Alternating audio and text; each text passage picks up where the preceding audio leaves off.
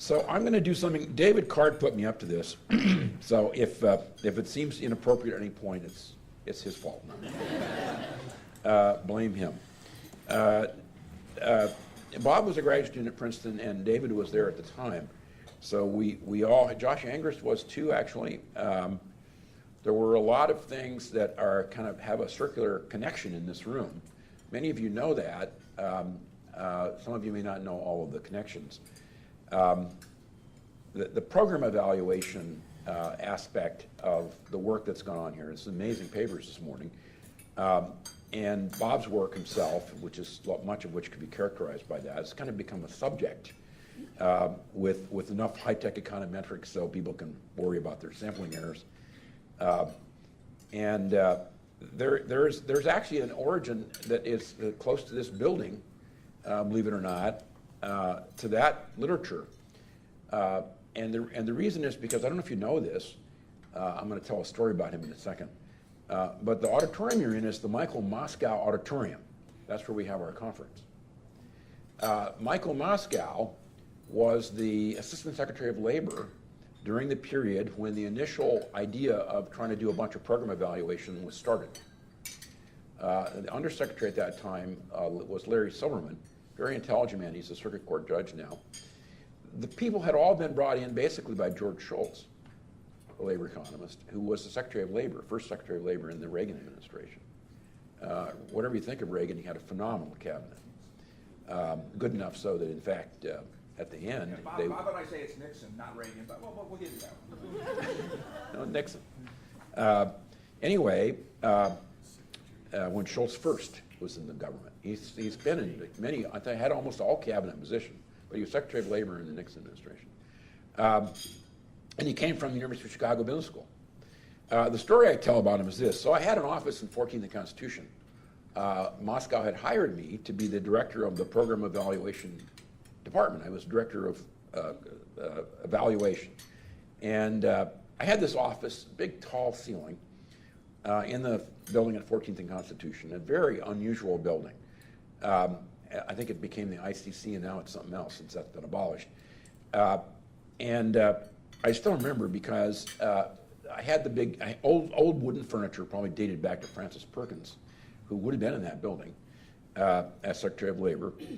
And on my desk, I had a red telephone. And the reason is because when you were a bureaucrat at my level, you had a direct line to the boss, who was Michael Moscow. So I can never forget this. There was a lot of joking going on in this place. It was a very, very funny place. George Johnson was my successor. You can imagine how amusing that was. There's so many stories about him, it's incredible. But anyway, I'm sitting in there with a reporter from the New York Times in my office. And all of a sudden, my red phone goes off. And I said, I got to answer this. It's a message from Moscow. So, the reporter looked at me, you have a hotline to Moscow? Yes, I have a hotline to Moscow, but it's spelled with a K, not with a C. So I answered it, and I had to cut the interview short. I'm sure Michael himself wouldn't remember that. But what I want to talk about today is a little bit about Bob. I want to mention that part because there were many, many people involved in program evaluation. It was kind of an origin, and a lot of it started in the Labor Department back at that time, and many, many people were involved with it since. I think it has added a very interesting element of to economics, made the whole subject really completely different, I think, from what it was at one time. I want to talk about an aspect of Bob's work that most of you are undoubtedly not familiar with. A very famous paper he wrote, co-authored, with me and David Ashmore. I think it appears in at least 5 econometrics textbooks. It is known, colloquially, as the Bordeaux equation. And I thought I would mention where this came from and Bob's role in it. And then I'll show you how this is a hobby gotten completely out of control. Now part of it goes to Bob has a very good palate, by the way. He's very good at judging wines. So he's always fun to drink wine with. I'm sure he doesn't drink at all anymore, but it's always fun to drink wine with. But the thing about Bob that was especially attractive is he was have extremely sensitive taste. He could tell good from bad, but he didn't drink very much. Now, if you're sharing a bottle with a guy, these are two phenomenal attributes. They rarely go together. They rarely go together, but they did in Bob's case. So we sampled things on him not, but he doesn't ever drink very much. So how did it come about? Well, I heard John Durian talking about taking econometrics at Princeton. I think I probably taught this at the time. It's an example. There are examples. This is proof that you don't have to do randomized trials. I was telling Ichimura, by the way, that the reason that we call them differences, I think Card was involved in developing that, is because when I was in the labor department, I would run these massive regressions with fixed effects and time effects, and then I'd try to explain it to some bureaucrat, and the guy would say, I don't know what a regression is, start from scratch. And I'd say, well, that's hopeless. So then I thought, wait a minute. In fact, if it's a balanced panel, this is the difference in differences. I can explain that. You calculate that mean, calculate that mean, calculate that mean, calculate subtract that one. 4. That's all you do. So you don't have to do anything except how to subtract. That would do it. So it is a regression. Let's face it, it's not. The difference in differences is a terminology. It seems to have kind of evolved into a life of its own. But I think when teaching regression early on, it is wonderful to have an example that you can stand behind, where there's clear causality. And this was an example. And the reason it's an example is because it's a regression in which it's a cross-section regression in which the prices of wines of different vintages. So if we think of today, Chateau Lafite exists, you can buy it at an auction. In fact, in Chicago, there's a lot of auctions. You can buy that wine in vintages probably all the way from 2012 back to maybe as far back as 1920 or 1930. So there'll be a series of prices today for an object which ostensibly is the same except for its age. In reality, if you look at the price differences, they're phenomenally different. So probably 2003 is more expensive than 2004 is making me guess. 2000 probably much more expensive than 2001. And there are great vintages like 1961 that are still incredibly expensive. And of course, the reason they're different is, apart from age, which is a predictable thing. In fact, that cross-section should have a slope. The regression line should be the real rate of interest measured in wine dollars. So this is the Fisher real rate of interest, not a money rate of interest. It should be, and actually all the estimates we did early on were there was about 3%. So I once asked someone, Armin Alchin, who believed in the real rate of interest, how did he know it was 3%? He said, oh, it's 3%. I said, how do you know it? He said, well, because I read your paper. There is no other way to estimate it. That's it. That's the only way. So the slope is about 3%, and then there's scatter around it. And it was just inevitable. We wanted to ask questions about why the scatter, and the answer turned out to be related to the weather. And any farmer who grows grapes can tell you that. And they don't like to tell you because they don't want to change the price according to what the weather was like. Their crop may be larger or smaller, but they don't want to cut their price in half. So once you learn a little bit about the fundamentals of that market, it turns out you can quantify it pretty easily. So what do we use as the regressor? The left-hand side is going to be prices, and the right-hand side is the temperature prices today for wines that might have been made 50 years ago. And the right-hand side is the weather when the wines were made 50 years ago. Temperature, I'll give you the lesson in wine. Temperature, warmer in the summer is better. Rainfall, grapes are very sensitive to rainfall around the harvest time, August, September. That's bad.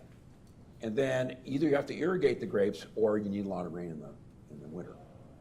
Now this is all about the quality of the fruit you get from a vine. In this, where you live, where people live here, there's another issue, which is whether or not the vines are going to last through the winter. You're not going to get any fruit. I'm just in Michigan last week, in fact, and eastern Michigan has pretty good Chardonnays, but it's all lake effect. Apparently when the lake effect disappears, everything dies. You just can't grow anything. So it's straightforward fundamentals, but you think about it for a second. Price on the left, weather variables on the right. Now you see actually quite a few people, I think, have taken the hint from that. You see now more analyses where people are using something that's strictly exogenous on the right, and you think of it as weather. But it's a nice example because nobody ever accused me, never accused my a fallacy in my regression that the prices determined the weather. We didn't ever have that problem. In fact, the origin of the publication was that statisticians at North Carolina State have a popular lecture they do, and they invited me at one point to come down and talk to them. They have a lot of statisticians in North Carolina. And I gave this talk, and they were just enamored of it. Guys started signing up for the thing I'm going to show you in a minute, and they wanted it, so it ended up in Chance magazine. So it's one of those papers that no one can find because it's the statisticians think that Chance magazine is like a reach out magazine to bring people in. Well, it's not that much of a reach out for most people. Regression doesn't really hit it that way. So we started collecting data, and the problem with this was back in the day. We're talking about the 1980s. It's 30 years ago. We started collecting auction data, and it turns out it costs money to do that, and I felt I needed some way to finance it. So we started a newsletter called Liquid Assets. I brought 2 copies, Bob. I bet you don't have these anymore. I brought 2 copies of issue number 1. Incidentally, it was a very amateurish deal because there is nothing on the front that says issue number 1. In fact, the very lovely man who had written a book called How and Why to Build a Wine Cellar critiqued our first issue, just like a referee would do. And so after that, we changed. There is an issue number inside and a date, but not outside. And the front is why we do it. Why do we do this? And the answer is there are 2 key features of open auctions. We only report results of open auctions. Transactions are handled by a third-party auctioneer who has interests that are to some extent separate from those of the buyer and seller. The significance of the auctioneer's independence is only partly based on the auctioneer's desire to build a reputation that will attract buyers and sellers. It is also based on the very real costs the auctioneer's commissions impose on the buyer and seller. And then secondly, the results of an open auction are available to all interested parties. The auctioneer's willingness to inform any party about which items put up for auction did sell and at what prices makes possible public verification of the volume of transactions and the prices paid for any wine. Now, does that sound like something that could have been written just before the financial crisis? Right? We were doing this in the 1980s. And then my favorite is in the back that we had to try to have a little humor every once in a while. Why do we write anything, by the way? We wrote things because we wanted to collect these data. We wanted someone to buy them. So the back article is called An Opinion. It's on the 1787 T.H.J. Chateau Lafite. It is perhaps ironic, this is very amusing actually, I'm not going to read it all. It is perhaps ironic that the first price listed in the first issue of Liquid Assets is the 105,000 pounds sterling paid last year for a bottle of Chateau Lafite. So then basically the rest of the thing tries to explain how it could be that one bottle of wine is worth 105,000 pounds. With the answer being that Malcolm Forbes sent Steve Forbes, who ran for president, as you may recall, off to buy the wine, telling him, I don't care how much you spend on it. So that our answer is the bidder didn't set a reserve price, and so therefore the price got really high. Now, of course, that isn't an answer because we don't know who the second highest bidder was. And it ends with, we wish we knew who the second highest bidder was. Now, if you look at this, I'll pass around. You'll see we didn't put who was doing it in the beginning, but you'll notice that there are only 4 people associated with this enterprise. I'm one, David Ashmore and Susan Ashmore are the others. And then we have the Chicago correspondent, Robert LaLonde. This is one of Bob's early publications. It's just 30, this was in 1986 this first came out. I brought 2. There are only 125, we only sold 125 copies of these. So there are damn few of them around. They're pretty collectible items, I would say. I don't know if they're worth anything, but they're collectible. Bob, we have 2, so you're allowed to have both, or you can give one away. You might, in fact, I think a lucky person would be someone who got him to sign his name next to where the Chicago Correspondent is, and take it away. Now, we stopped doing all that in 1999, and I want to make sure we get back nearly on time. In 1999, lots of other things happened. We declared victory and walked away. Most of what went on in that period, I think the industry has adopted a lot of it. They don't give any credit, of course, but you'll hear much more sensible discussion. They don't really understand. They don't have a regression equation. There are a few people that do, actually, I think, but they don't talk about it either. We didn't ever say we had a regression equation in that publication. We just talked about it. We talked through what the predictions were of one wine compared to another. It became very well known largely because of Josh Angrist, actually his father Stan, who wrote it up in Forbes magazine and had a remarkable effect. If you want to get to really rich people who buy expensive wines, that's the place to go. Well, now, Bob, just to show you, things have not come to an end. Although the newsletter stopped, I thought, well, who knows what will happen. Well, it turned out hobbies that have a certain value just don't disappear. So, starting in 2005, we're into the ninth year now, there was created, we'll see in a second, I am an officer of this organization, the American Association of Wine Economists. A mad German named Karl Storkmann decided we needed a journal. It's called the Journal of Wine Economics. It's now the 4th highest rated agricultural economics journal in the world. Don't ask me how they do these things. All I know is that's what it says. And I know how to start journals. I've started more than one. So you have to have an association that owns it. It's owned by the American Association of Wine Economists. You might ask why the American, everybody wants to have an international, everybody knows. If it says it's the American Association of Wine Economists, it's going to be legit. Everybody knows it's so. If it says international, it's just a bunch of junk. So I knew we had to call it American. And then they didn't want to call it the American Journal of Wine Economics. It's just the Journal of Wine Economics. And you can see the crossover deal, right? We have the American Association of Wine Economists, like the AEA, and then we have the Journal of Wine Economics, like the JPE. So we knew what we were doing when we started this. A lot of experience had gone into that.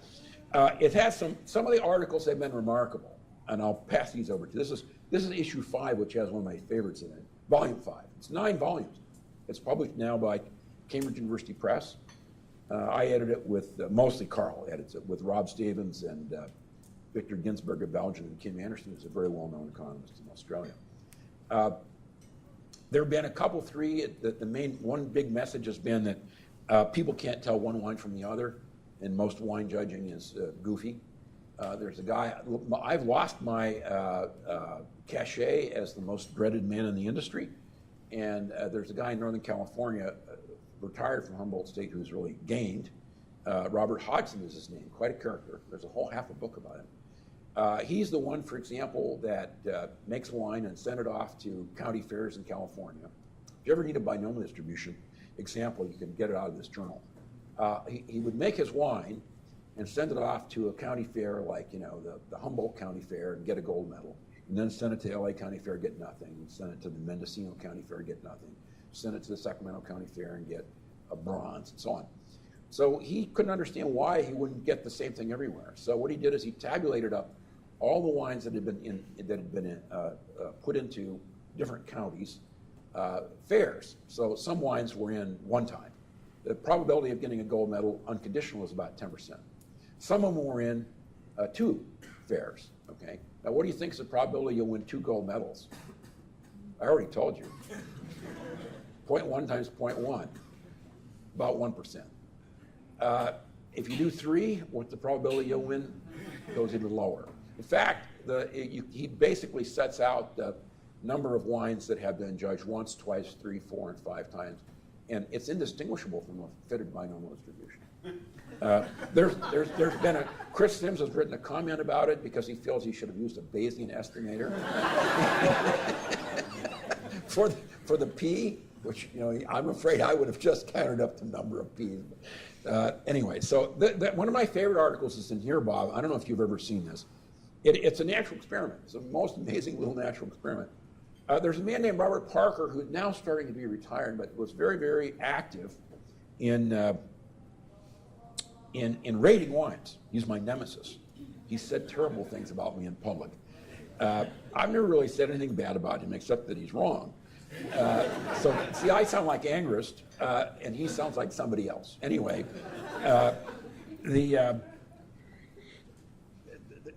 just to give an example of one of the articles, another one.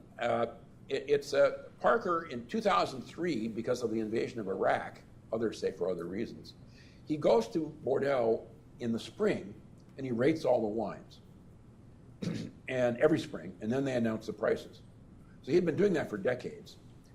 In 2003, didn't go. So the rating of the wines happened, but not until after the prices were determined. So you can see right away what you're going to do, right? You can figure out exactly how to measure what the effect of the Parker thing is. It's about €2.50 for expensive wines. So it's a difference in differences. You know, some are rated, some are not. We see them where they can affect the price and where they can't. Bingo, we get our effect. So here you are, Bob. 2 more little presents. Let me show you that. I'm going to finish here with just one last thing. I need to get this out.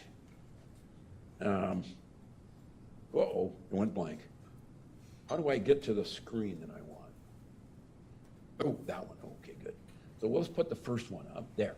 So you'll see this. This is the American Association of Wine Economists website. There is an annual meeting, by the way. You can see the meetings there. Nice place. It'll be in Mendoza. You can see these are, there's about, so there's people. So I had quite a professional website. Let me go. I want to, okay, now let me, so there, and then I'm going to finish on time, I think. I want to play a video for you. Some of you may have seen this. No, I might need help again. Let's see. Can I just close that? I guess I can. How do I want to get to the next one? And then I can start it once you've been up here. Okay, good. Hold on a second. Now, I don't know how many of you have ever seen this. But you know, haven't really made it in life until you've been made fun of by somebody who really knows how to make fun of people. So the wine economics world that Bob helped start has reached the point where there is actually I can't say flattering, but where Stephen Colbert took note in great length of the association. Now, how do I get its full screen? Thank you for joining us, ladies and gentlemen. Welcome to the Report Nation. I don't get the full screen? I just read something pretty upsetting in a magazine. And for once, it wasn't the New Yorker. I don't know how many times I have to say this. They don't hold trials for dogs. Was it buffering? That's all right. We'll get there, I guess. Uh-oh. We need a higher speed connection here. No. This little article I read was in this week's The Week. Okay? It was about a different kind of dog trial, specifically a recent study by the American Association of Wine Economists, which finally answered the age-old question, can people distinguish pate from dog food?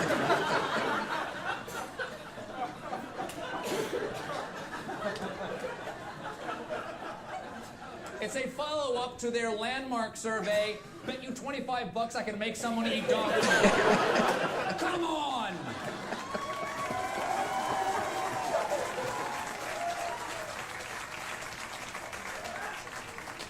Who can't tell the difference between pate and dog food?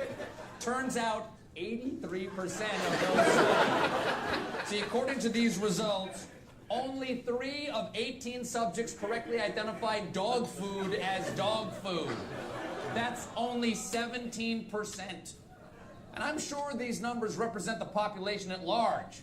I mean, who among us wouldn't volunteer for a study knowing at some point we were definitely going to be fed dog food? Well, I am so disappointed, folks, that American palates are so undeveloped in this country with this much high fructose corn syrup.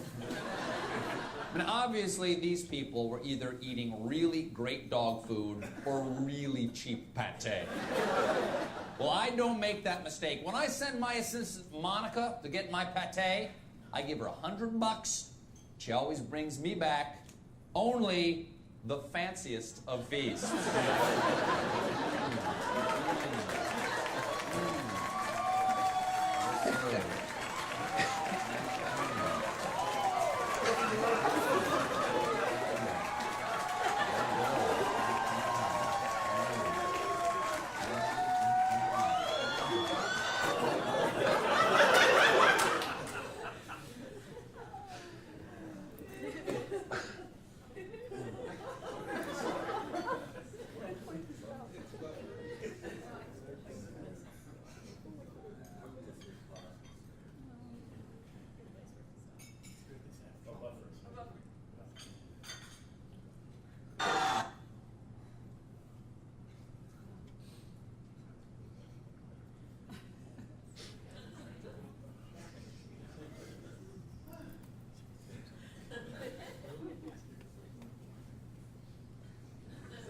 I think it will get there, but it's almost over.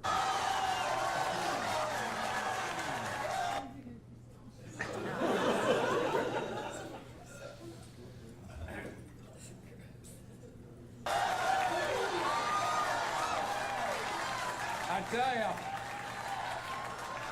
not only is this delicious, it says right here, it will make my coat silky. Oh, that's a little on the salty side. There.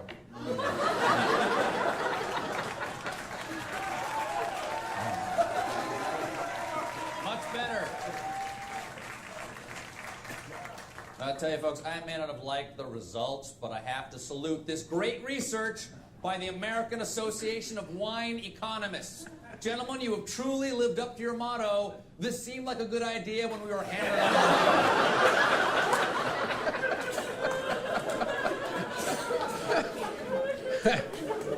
Well, I thought you might enjoy that. Let me just say one more thing, and then we can go back to the conference room. Several people were actively involved in making this meeting happen. And I think we ought to get a special credit, and I hope you'll do this with me at the end. John Hamm really was the one who, I think, because he was still working with Bob, thought it would be a very appropriate thing to bring everybody together to try and have a meeting at this point. I appreciate that. David Card and his assistant, Thimian Jackson, was very active, and she basically organized much of the conference with David's support as well, and Hank Farber chipped in, and so we've all, I think, managed to get together in one place at the right time, and it's a special pleasure to be here, and thank you, Bob.